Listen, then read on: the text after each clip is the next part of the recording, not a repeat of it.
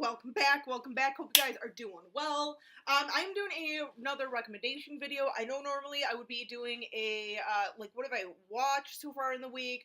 But here's the only thing though is I'm actually filming this on this past Friday. Yesterday is Friday, my day off, and I am not going to be having another day off until next Thursday, or I should say this coming Thursday, as I will be posting this on Monday. I will do a, what have I been watching for those of you who are not following me on Instagram. Sorry, I didn't want to do like a partial week or a partial binge week for you guys. I just wouldn't feel right, but I will be having another binge video. But yeah, we're going to do a little bit of a recommendation video. So yeah, just a little bit though before I kind of get into the recommendations and stuff, because I didn't want to do a whole nother video on this. But, the way that I do my binges and everything each year, because I know a lot of people will always ask me, like, every year how I plan, my binge, like, what do I watch and stuff, like, how do I figure it out? Here's the thing, like, every year I've got my, like, staple movies that, I have to make sure I get into the binge every year, films such as, like, Friday the 13th, Nightmare on Elm Street, Halloween, obviously, for the Halloween movies, or, like Silver Bullet, American Werewolf in London, The Lost Boys, and everything. So certain things like that just every year, like, they already have their, like, proper sort of, like, spots. Like, yeah, they're gonna be in there. Down to certain things that may not be always a staple, but once in a while, every, like, maybe couple of years, I will go ahead and include those movies. For instance, such as, like, say, like, Poltergeist, the first Poltergeist movie. Like, that's one where I'm like, I kind of want to try and get into every year, but it doesn't always make it in every year. I know, but, I mean, that's just me. I know some people, it's like, that's a token movie for them.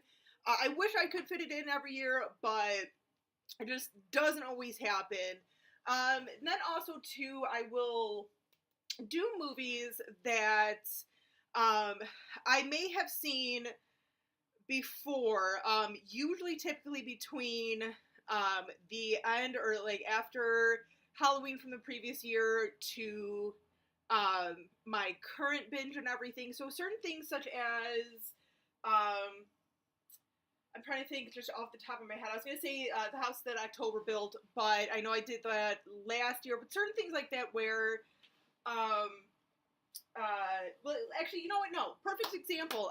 Volumes of Blood 2. Like, that is one I had actually received, I think after, after the, after my binge last year and everything. I know for a fact that's probably going to be in my little collection or my little binge watch and everything. So, and then also, last little category that I have to do every year is always kind of trying to make a point to watch, like, new movies to me that I've never seen before. Like, I know last year, one of the movies just right off the top of my head that I saw was the, like, the 86-ish, Trick or Treat and stuff. So little things like that where it's like, and actually I think this year I've already had a couple, such as Terrifier. I did, little spoiler alert for those of you guys who do not follow me on Instagram. That was one of the movies, that I did reserve and I made sure to actually watch during my binge because I wanted to kind of, like, treat myself with that video. So that's kind of how I roll with my little, like, binges and everything. In case if any of you guys were kind of wondering, like, what's the rhyme and reason with my, like, binge and everything. So anyway, oh, by the way, I usually don't, like, always, you guys know I'm not always, like, like, shouting out, like, companies and everything, but can I just say that Panera has the greatest green tea ever. I love it. Anyway, though, onto the movie suggestions. So let's start off with The Kiddo. So one of the movies that I have to recommend that I keep forgetting to put on this list, and I'm sorry, I know one of you guys just, like, asked about this. Thank you for reminding me. That is It's the Great Pumpkin, Charlie Brown. Yes, you have to watch that every year. Even me, like, I'm not a big Charlie Brown person, but even for me, I gotta, like, sneak that in somewhere. It is a good one.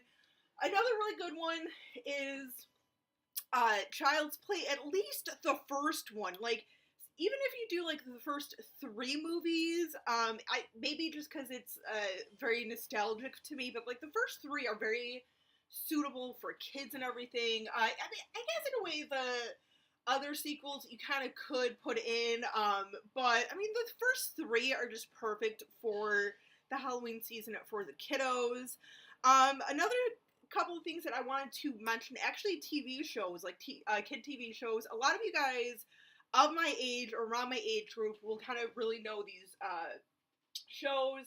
First one up, I know it's not technically like too scary or anything, but it's kind of like a little bit of a Twilight Zone for kids a little bit, and that is Erie, Indiana. I just want to see if I can kind of see it real quick.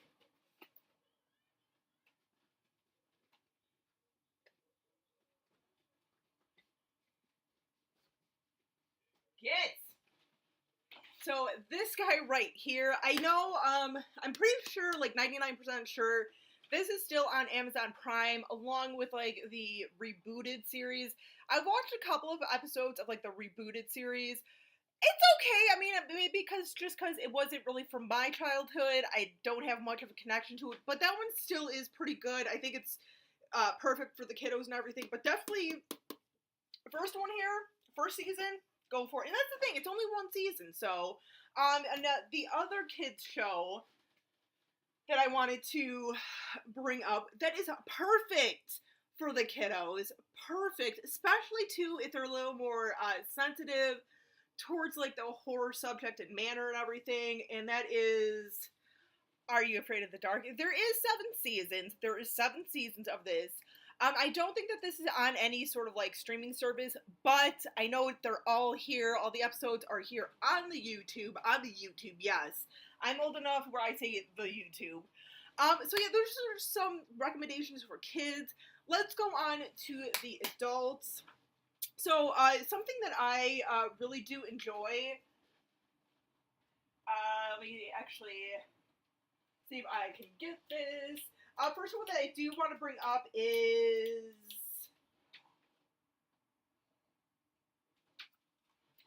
this little double feature here, Tales from the Crypt and Vault of Horror.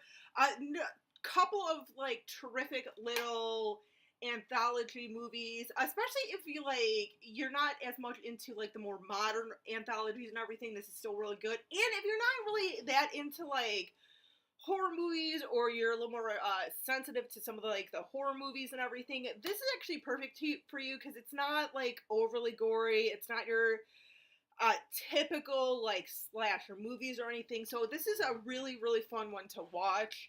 Another anthology movie that I have to bring up that's on a lot of our list. Like I know this is a token one for a lot of us to watch, and that is the 2009 Trick or Treat. What a fun one. Nice little like anthology that all the stories sort of kind of tie together. And speaking of Trick or Treat, sorry, I should have pulled these before, but I didn't think I was going to be doing this.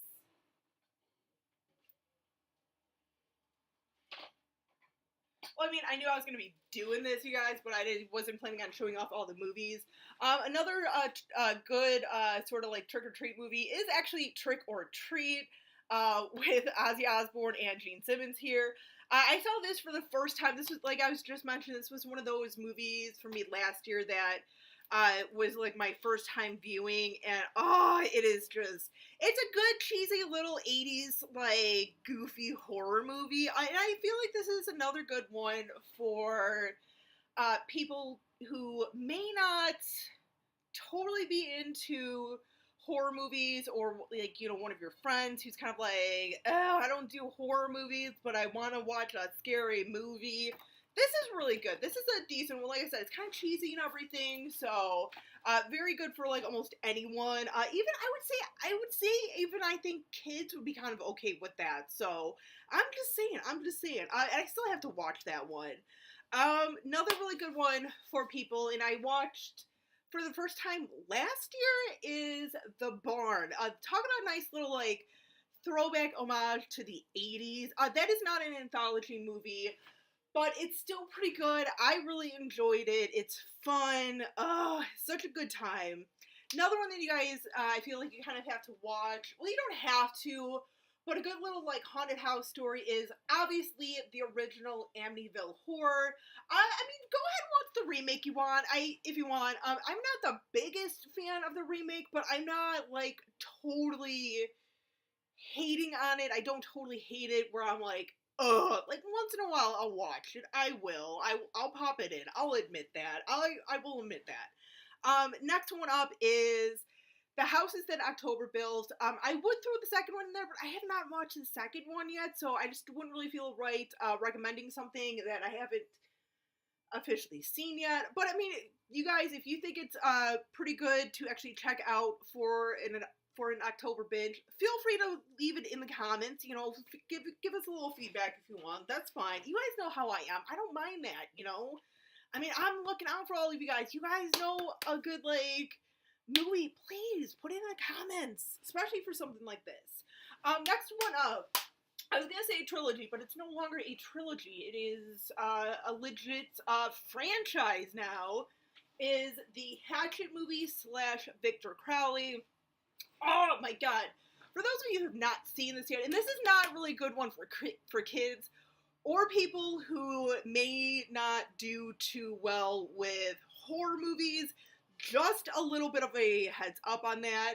But those like special effects and everything, and just those practical effects. Like one of my first, or I should say, one of my favorite kills is from the first one, where that chick's head gets like ripped open and her tongue's flopping around. I know I've talked about that scene before. I'll keep talking about that scene. I love that scene. Oh, envious of that scene. Another one of my favorite kills is from Victor Crowley with Felicia Rose. You know, she keeps yakking on her phone, blah, blah, blah, blah. Of course, Victor rips her freaking arm off and, like, shoves it with cell phone in hand straight up her woohoo, and it comes out of her mouth. Yes. I'm just saying. That's some good shit kills right there, man. I'm just saying. New term and new meaning to being fisted. Whatever. Two more recommendations here, you guys.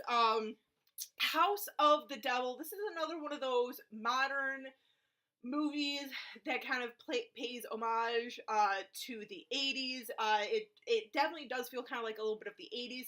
It's not like the greatest movie, but every time I watch it, I have fun with it. It's a decent little movie, and I feel like it kind of does certain things kind of almost right. So I'm just saying, because I don't want to say too much about it for those of you guys who have not seen it yet, but definitely check it out. I think you guys would like it. And last but not least, for this recommendation video, has to be the classic Silver Bullet. Now, see, I put this in with the adult, but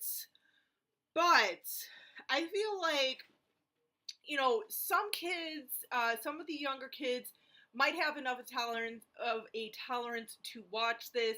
Only reason why I kind of do hesitate on some of these movies, because it's like, I know some kids, like, I think of my second niece, Kate, and, like, I just feel like, I know she'd be a little, like, freaked out by this movie, but my youngest niece, Anna, would have a field day with it.